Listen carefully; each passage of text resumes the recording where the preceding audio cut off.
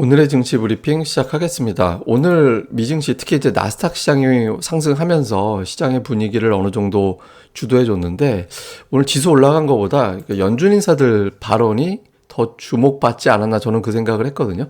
그러니까 존 윌리엄스를 비롯해서 오늘 연준 인사들 발언이 막 쏟아져 나왔잖아요. 근데 대부분 보시면 공통적으로 들어간 게 있었어요. 크리스토퍼 월러 정도만 뭐 경기 좋을 때 인상 세게 해야 된다. 뭐 이 정도 이야기한 거가 있었고 그 외 인사들은 뭐 금리 인상에 대한 의지는 되게 확고하게 밝혔는데 추가적으로 들어간 이야기가 있었습니다. 뭐냐면 침체 없이 물가 잡을 수 있다. 그러니까 긴축을 한다라고 해서 경기 침체 오지는 않을 거야. 이런 이야기들을 약간 단어를 바꿔가면서 또 공통적으로 했거든요. 그러니까 연준 인사들이 이런 발언을 한 건 두 가지 의미라고 봅니다. 하나는 정말 경기 침체에 없을 건데 시장이 너무 오버하는 거 아닌가. 그러니까 이런 어떤 메시지를 준 게 있고 또 하나는 우리가 그렇게 경기 침체를 실제로 경기 침체 될 정도로 세게 긴축할 건 아닌데 속도 조절할 텐데 그러니까 이런 메시지를 좀 준 측면도 있다라고 볼 수 있거든요. 그래서 어쨌든 연준 인사들이 금리 인상에 대한 의지를 보여주면서도 침체에 대해서는 좀 부정적으로 이야기를 했다라는 점에서 조금 시장이 좀 안도를 하는 그런 측면은 좀 있었을 겁니다. 이게 이제 시장을 특히 이제 성장주, 기술주, 미국에서는 나스닥, 우리나라는 코스닥을 올리는데 일부 역할을 했다라고 볼 수 있겠고요. 또 하나는 이제 중국의 물가 지표가 나왔는데 중국 생산자 물가 지수가 나왔거든요. 그러니까 수치가 그렇게 낮게 나온 건 아니었어요. 근데 이게 이제 전년 대비 증가폭인데 전년 대비 증가폭이 꾸준하게 이제 줄어드는 그러니까 이제 증가폭이 준화된다라는 거는 인플레이션 정점이 나왔다 이런 해석이 될 수 있잖아요. 이런 부분들이 나왔고 소비자 물가 지수도 전월 대비 보면은 일단 어쨌든 주춤했잖아요. 전월 대비는 조금 주춤거리는 그런 모습이 나오다 보니까 그러니까 중국의 물가 지표가 정점을 쳤나? 이렇게 되면 뭐 중국의 물가 지표가 정점을 치면 중국의 생산자 물가 지수는 전 세계 소비자 물가 지수하고 연결이 되는 거잖아요. 시차를 두고. 그래서 잘하면 이제 물가 정점이 진짜 왔을 수도 있겠구나. 이런 기대감을 자극을 했고요. 그다음에 또 하나는 이제 중국의 확진자 추이인데 중국의 확진자 추이가 크게 감소를 했잖아요. 지금 뭐 하루에 거의 3만 명 가까이 나오다가 지금 상당히 떨어지는 그런 모습이 나왔고 특히 이제 상하이 같은 경우가 제일 심각하게 지금 확진자 나오는 거에 거의 70% 이상이 상하이인데 상하이 같은 경우는 확진자 수가 절반으로 내려온 데다가 전부 다 격리시설 안에서만 확진자가 나왔거든요. 그러다 보니까 상하이도 이제 잡히기 시작하나 보다. 그러면 봉쇄가 풀리는 시점도 오긴 오겠구나.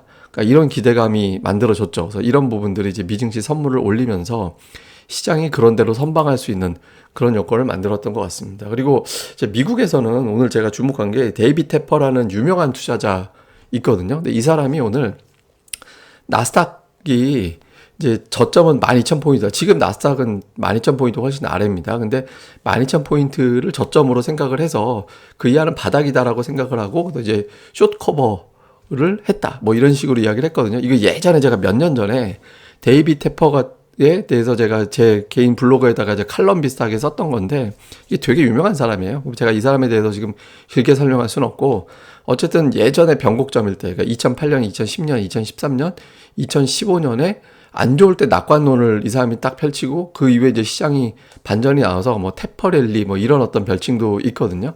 이 사람이 오늘 나스닥의 어쩌면 저점일 수도 있어 이런 취지의 어떤 언급을 해서 이런 부분들도 좀 투자 심리에 일부 좀 영향을 줬을 겁니다. 근데 이게 전지전능하지는 않아요. 그러니까 이제 틀린 사례도 몇 번 있고 해서 맞춘 것만 보니까 그렇게 보일 뿐인데 어쨌든 시장에서 결정적일 때 유명한 투자들 예를 들어서 뭐 워런 버핏이라든가 데이비 테퍼라든가 이런 사람들이 좀 발언을 하면 일부 좀 영향을 받거든요. 그래서 이런 부분들도 아마 나스닥 지수가 상대적으로 좀 견조한데 영향을 줬을 겁니다.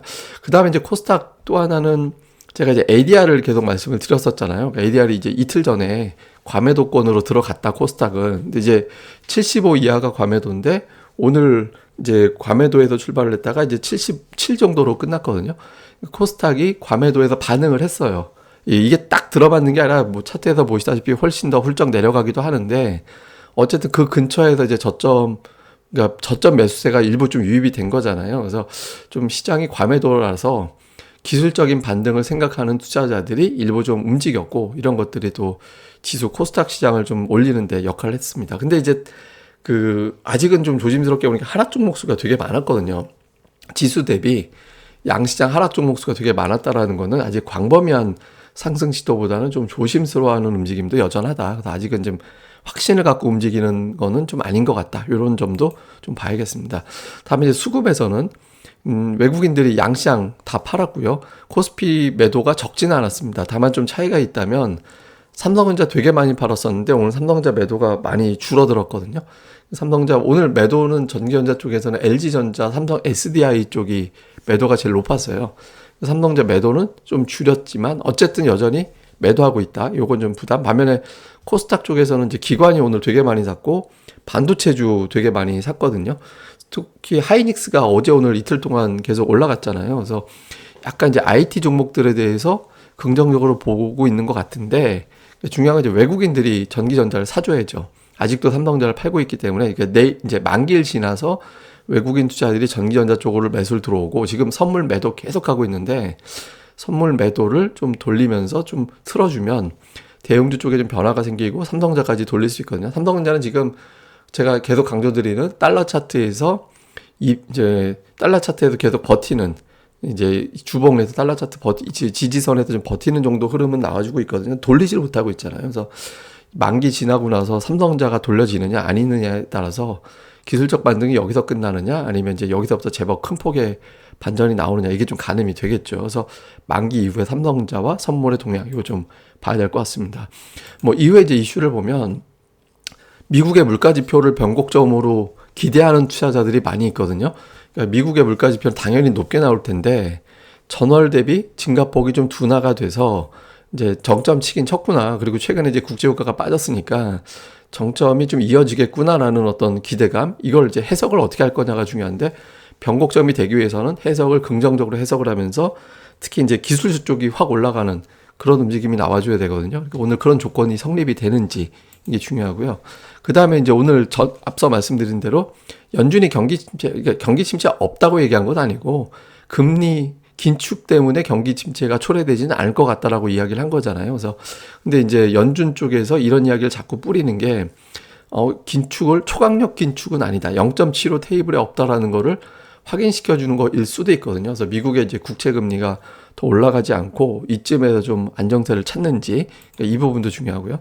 그 다음에 이제 코스닥이 지수는 좋은데 상승 종목 수가 부족해요. 그러니까 상승 종목 수 1000개를 넘겨야 저점 매수가 화끈하게 한번 들어왔다. 이렇게 되면서 지수가 이제 그 위에 후속 매수가 붙는 상황이 만들어질 수 있거든요. 그래서 상승 종목 수 1000개 이상 나오는 시점이 이번 주 뭐 거래일 얼마 안 남았지만 그런 흐름이 나와주는지 이제 그것도 되게 중요합니다. 그리고 오늘 특징주로는 이제 반도체, 해운주, 자동차 뭐 그 외에 이제 오전에 화장품도 올라가긴 했는데 이런 조건은 좋거든요. 반면에 오늘 약했던 게 철강, 조선, 건설 이런 종목군들이 좀 약했잖아요. 그리고 이제 방산주도 약했고, 그러니까 부정적인 이슈에 강했던 종목들이 약하고 수출 관련된 종목군들이 강세를 보이는 특성이 있었거든요. 그래서 요거는 좀 프레임이 괜찮죠. 그래서 요 구도가 계속해서 이번 주 내내 이어지는지 요것도 주목을 해봐야 될 것 같습니다.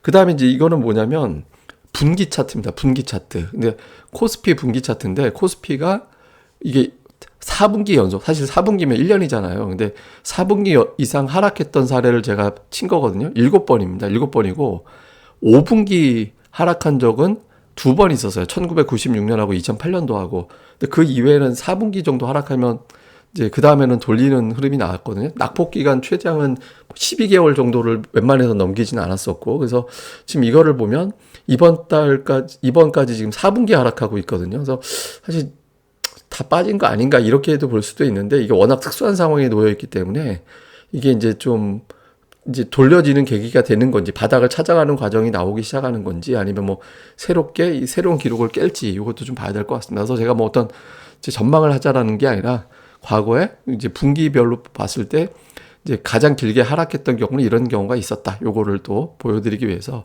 역사상 이제 4분기 이상 하락했던 기간을 제가 표기를 해드렸습니다. 뭐 이후에 이제 관련된 데이터가 계속해서 저도 준비된 게 있으니까 하나하나씩 이제 시간 날 때마다 또 보여드리도록 하겠습니다. 예, 근데 오늘 하루 잘 보내시고요. 저는 또 다음에 뵙겠습니다. 그리고 구독하기 꼭 부탁을 드립니다. 감사합니다.